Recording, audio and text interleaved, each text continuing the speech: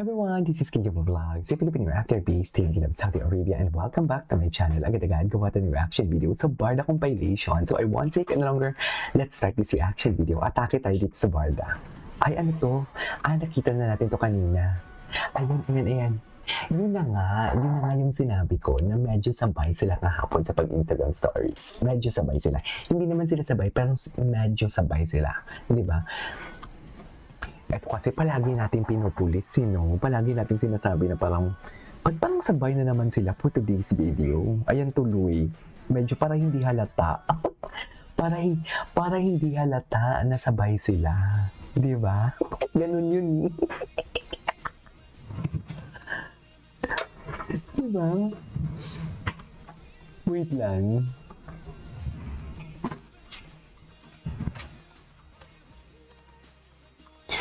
Para naman hindi sila kasi palagi natin pinupulis sila for today's video. Palagi natin silang pinupulis na parang ayun sabay, ganun. Parang iniaalala yung, tama ba yung 3 o'clock talaga ba dapat na mag-post ng mga artista? Kasi sabay sila eh. So ngayon, medyo nagpalit na. Nagpalit na siya ng content. Diba? Anyways, tuloy natin ito.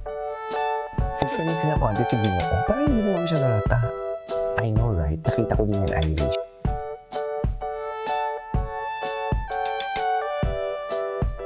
Yes, nakita ko yun for today's video kahapon. Atake. Na para bang akala mo talaga wala ng bukas. Chares. Tama po ba yun, Nick? Ay, ano to? Ito yung background music niya? October to November dumps pala yun. Akala ko naman. Gorillaz? I am not familiar with the song.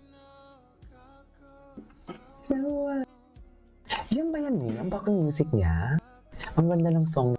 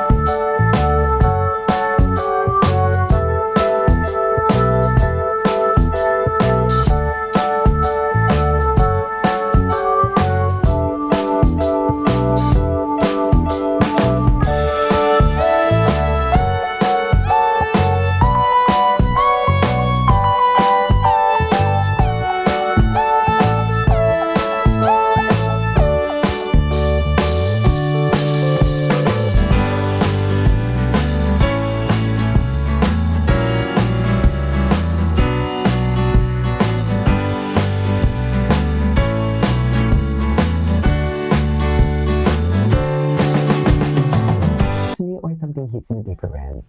Okay. Ganun ba talaga dapat? Puntahin na natin si Barda United kung ano yung mga chika niya. Kasi, ito may mga post siya kahapon. Ngayon.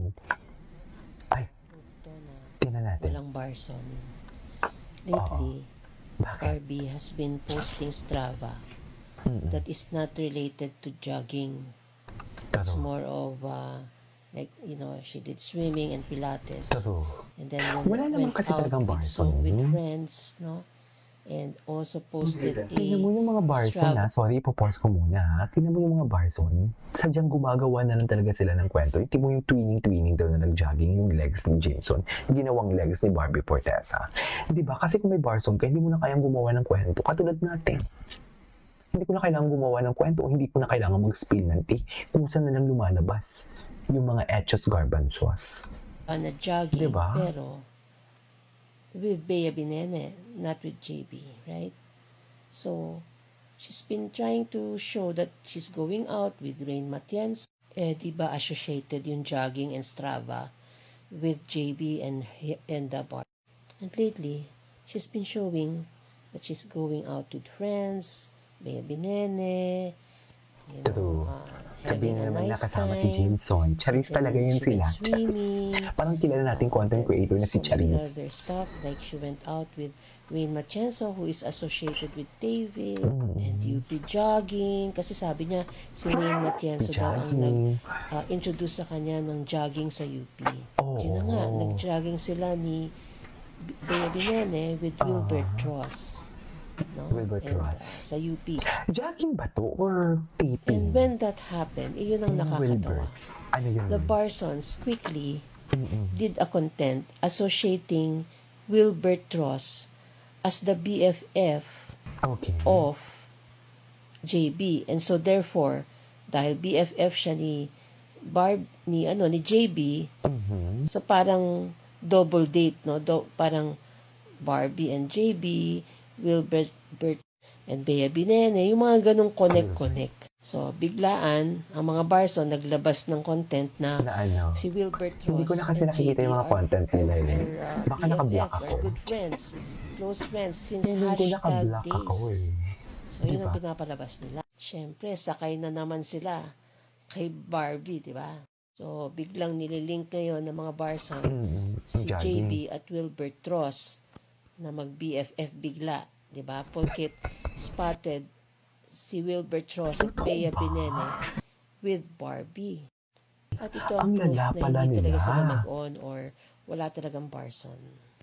Kasi, kung talaga mag-BFF si Wilbert at si JB, Okay. dapat noon pa niya pinakilala si Wilbert True.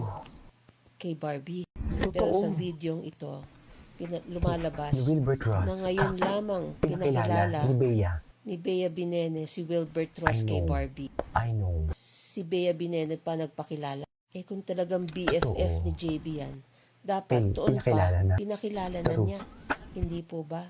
I couldn't Eh agree kaya lang more. naman pinakilala ni Bea Exactly. Binene yan dahil love team niya. Ito yung video. Ayan si Barbie, si Wilbert. Oh, diba? So obviously, Ngayon ngayon niya lang sila nakilala si Wilbert Ross. Tama. Dahil kay Bea Binene, pinakilala dahil ka-love team niya. So kung talagang best friend siya ni JB, si Wilbert Ross, dapat noon pa, pinakilala na niya si Wilbert Ross kay Barbie. Pero bakit ngayon lang sila na-introduce?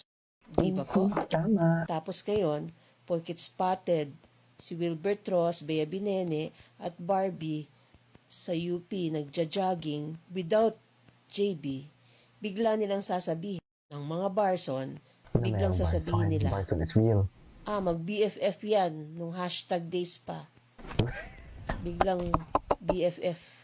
Bigla nilang sasabihin BFF. Di ba?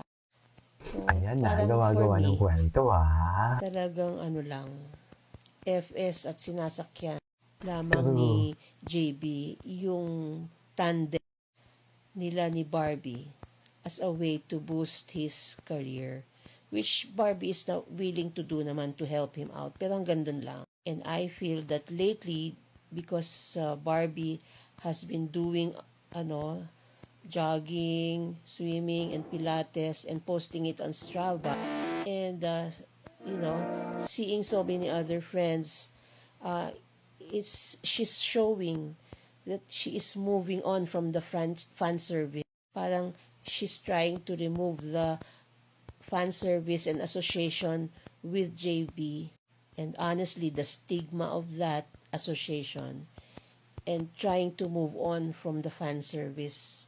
Dahil sa totoo lang, yung association niya with JB did not help her. It helped JB more. In fact, dahil sa association na yan with JB, nabash pa siya. Pero yung isa sumikat. Yun lang naman. At POV ko lang yan, ha? Okay? Alam mo, ginagamit nila tong picture na ito. Anyways, ito sa... Ay, wait lang. To create an issue. Ay, mamaya, itatake natin to. Pakinggan din natin to ang sabi ni Mambarda United. This is Kipo Vlogs and see you on my next vlog. Bye!